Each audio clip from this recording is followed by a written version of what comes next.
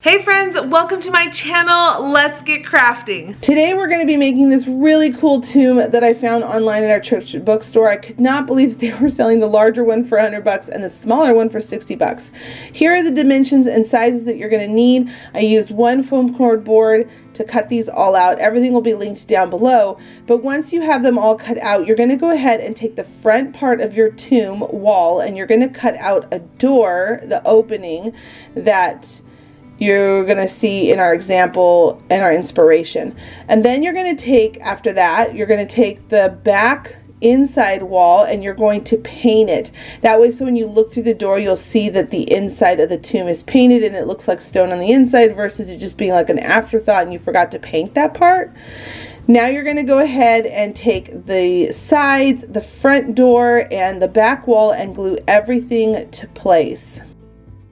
Make sure you use some extra reinforcement glue once you glue the sides together. I like to go back in along that seam and add it.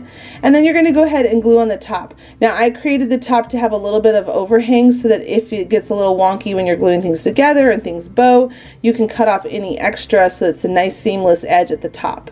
Now you're going to take the two bottom pieces, this is the base, and we're going to glue them together because we want it to be nice and strong so that it has a nice platform for it to sit on. And you're going to see here that I don't want to glue it all the way in the center or towards the front too much. You want to glue it more towards the back so that it has a nice lip towards the front to decorate with some things. Now we're going to be using this putty or spackle. I hear people call this different all the time, but this is basically the stuff that you use to patch holes when you're about to paint a wall. I love this stuff. It dries super fast. When it's still wet, it'll feel kind of spongy, so you want to make sure that it's completely dry before you paint it. But basically this stuff dries pretty quick. I won't say that it'll dry in an hour. I would give it probably maybe like a full day to let it dry before you paint it. But here I am, before I let it dry, I'm pushing back some of the spot towards the front so I can get back to that foam core, and I'm going to glue down some popsicle sticks so that I can, or tongue depressor sticks, so I can create a frame just like our inspiration or the original tomb that's in Jerusalem. And we're going to just frame out the door. Now when it comes back to this, the putty or the spackle, you're going to want to make sure that you're putting on a nice thick enough layer so that you can create a brick look. It's basically like frosting a cake. If you've ever frosted a cake, you can totally do this. This is not hard to do at all. And you can see here that I'm adding some texture to it. I don't want it to be super smooth because you want it to look like natural stone. The more texture it has to it, it's going to look more like the real thing. So I'm going around all the sides and then I'm going around the bottom base. You don't need to do the very bottom of it. I don't think that's necessary, so it has a nice flat surface. But I'm also going on the inside of the tomb on the floor just to make sure I get some of that texture there too, so that it looks like everything was thought through. When you peek through the door, you can see on the inside. Now when you're doing the tomb door, the big circle, make sure that you don't go all over the whole thing. You want to leave one spot that has a little bit of that foam cord exposed. Now you're going to go ahead and take a popsicle stick with a wet damp paper cloth or a wipey next to you, and you're going to start creating your bricks. This part was so fun. I recommend keeping something moist next to you so that you can keep patting it down, because you don't want the putty to get stuck to your fingers or the popsicle stick. The more damp you keep it, it's going to allow you to be able to play with it. Just like if you took a clay class, you'll know that when you keep your hands wet, it allows you to mold and work with the putty or the clay. And that's exactly what we're doing here. We want to create that rock look. You can see that I'm creating the lines and then I'm going back in and I'm kind of patting them down and smoothing them out. Now here's the tomb door again, where I mentioned don't cover the whole thing. I left a little bit of that foam core board exposed so I can put some hot glue and then glue it to the popsicle sticks. Then I pushed it down and all the putty will just adhere to each other with that hot glue and it'll stay on really well. Now we're going to move on to decorating. This was the most fun part of this whole project. You're going to push back some of the putty because, again, you want to glue these things like rocks and decorative plants to the actual foam core. You're going to push back some of that putty and then hot glue the rocks to the foam core, and then go back in with some putty, and you're going to fill in around the rocks because you want it to look like they were cemented into the rock wall. I'm also going to show you up here at the top. I put 3 of them up here so you could see how that looks, and it's a better view where you can see that I'm going back in with that extra putty and I'm just kind of working around the rocks. I smoothed it all out, and then I would wipe away what I didn't want on the rock. Once everything is dry, you can move on to painting. And again, make sure it dries completely before you start painting because it'll destroy your rocks. It'll not be ready to be painted. So I'm using brown and white and a little bit of black and whatever color you think will work best for yours, but I wanted it to have a real rock texture. And you can see here that I've got all different types of colors, so you get that different rock shaded tinted look. And you don't want it to all be one straight color because it'll look like it's not the real thing. So just keep playing with it and having fun. There's not really any wrong way to do this. You're going with the darkest colors first, and then you're going to start lightening it up as you go. Make sure you get the floor on the inside of the tomb as well so you don't forget to do that part. Then up at the very top, I'm going to show you how I dry brushed it. I went with the lightest color once I got the coloring right that I wanted, and I took a towel with my brush and I basically went in and just dry brushed this really light white color, creamy tan color right on top, so that way it would look really like a stone or like the sun was hitting it on certain parts. I thought this part was so fun. Actually, the whole project was really fun for me. I think this is my favorite project that I have ever made. Then once you've got your whole tomb painted and you've got that rock look that you love, go ahead and take some water and some brown paint. And I would recommend going in really lightly first as you keep adding to those popsicle sticks to create those wood beam doors.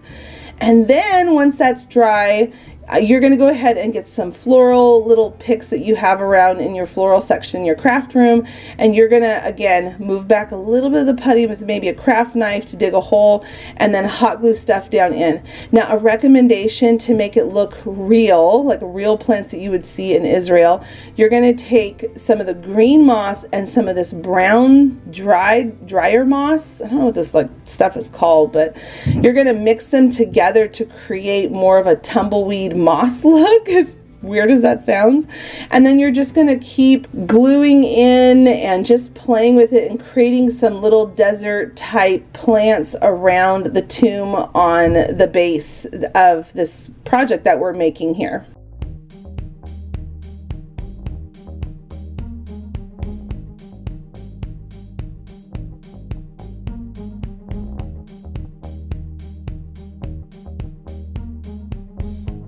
Friends, I have some super exciting news, things that I'm excited and also nervous to share. I have started a new channel. I have decided to take all of my home type theme videos and move them over to Heidi Sonboul Home. I'm going to link that down below and at the end of this description box. I would love it if you went over and checked it out. I just started talking about the room of the month, so go check it out over there on that channel. Our next project is going to be super simple, and I have a free printable, which is right here. You're going to take some painter sticks, cut them down to size that you need. I use my little miter saw box. I'll link it down below. I've used it a bunch here on my channel, but you're going to cut down your painter sticks. You're going to put 2 at the bottom, flip it over, and then put 2 at the top. And then what makes it really pretty is you're going to take some twine and you're just going to put that in between these painter sticks.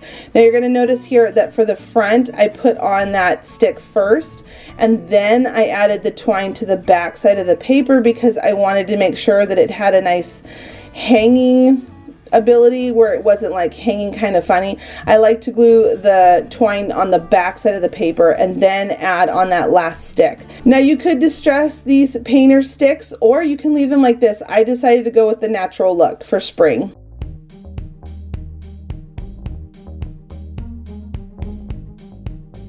Today is the DIY challenge where I encouraged other YouTubers to play along with the theme of Easter. Now there is going to be a lot of videos provided by other YouTubers that are linked down below on a playlist.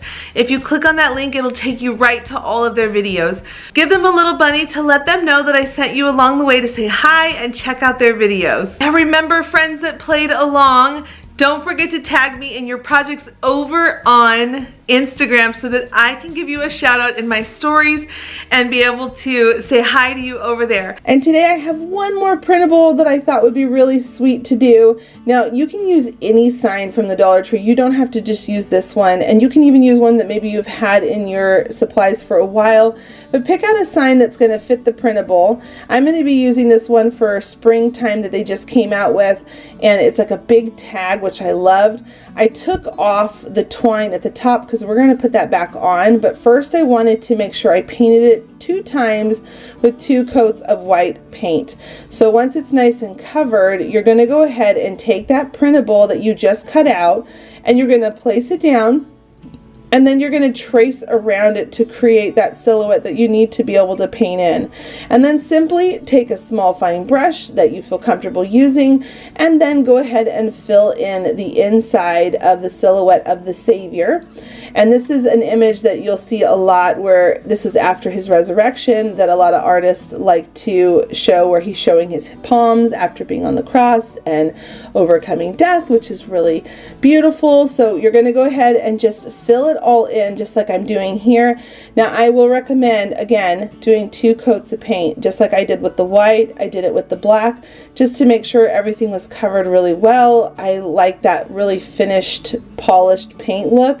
So take your time, do what you feel comfortable with when it comes to your paintbrushes. For the smaller little fingertips on the Savior, you could use a smaller paintbrush just to make sure that you don't accidentally give him fat fingers. Anyway, so once you go ahead and get all that painted and it's all dry, we're going to go ahead and put a quote on. Now you could leave it like this and stop, but I wanted to make it, you know, take it one step further like I always talk about here on my channel. And I'm going to put on a quote, or more specific, a song that I really like, and I'm going to be using the small Dollar Tree stickers. You can see that at the bottom I laid them out first to make sure that I had the right spacing and how many words I can fit across, and then I went down to the next row, and then I went down to the next row. Now the thing about this down at the bottom, I've decided to do one hand painted word, which was the Savior's name, Jesus, and so I went ahead and did the other ones, so it's not as much writing with my paint.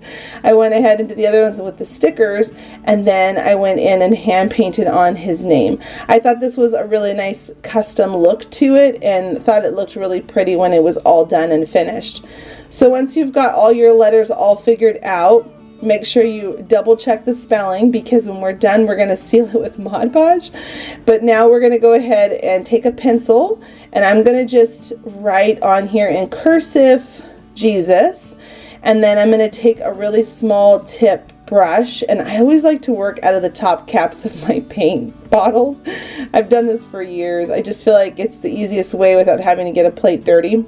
And then I'm going to just take my time and write on the word Jesus. Now you'll notice that I lost a couple of my little white spots because the paintbrush could have been smaller that I used. So you're going to see in just a second I'm going to go back in once the black is dry and add in a couple little small white dots here and there to create that look. Once the paint was dry, I added some twine around it about 3 times, added in some greenery picks, and then added on a bow.